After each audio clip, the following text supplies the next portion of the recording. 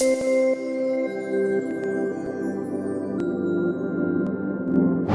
Everyone, আমি ইব্রাহিম চৌধুরী। আজকে আমরা আছি মাল্টিব্র্যান্ড ওয়ার্কশপে। সো আজকে আমরা নিয়ে এসেছি আপনাদের সামনে এলপিজি কনভার্সন সার্ভিস এট মাল্টিব্র্যান্ড ওয়ার্কশপ। সো চলেন আজকে আমরা দেখে নিই LPG conversion. Let's go inside.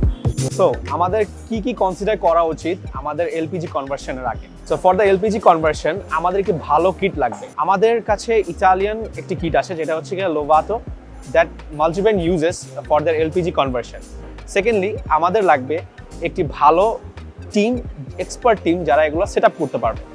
And thirdly আমাদের এই প্রপার ইনস্টলেশন করার জন্য একটি প্রপার গাইডলাইন লাগবে।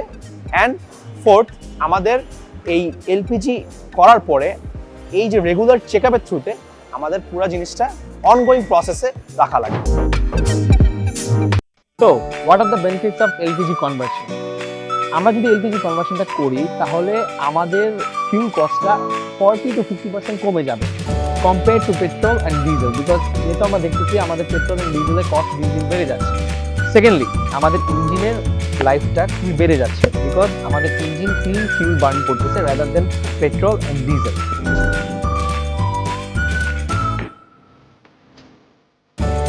সো থার্ডলি আমাদের এনভায়রনমেন্টের জন্য এলপিজি কনভার্সনটা খুবই ভালো, বিকজ এটার কারণে আমাদের অনেক লেস কার্বন ইমিশন হচ্ছে rather than petrol and diesel.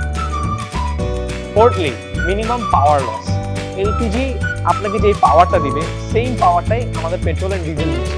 So LPG লাগালে আমাদের পাওয়ার লসটা খুবই মিনিমাম হয় and we can get a clean fuel and a clean car.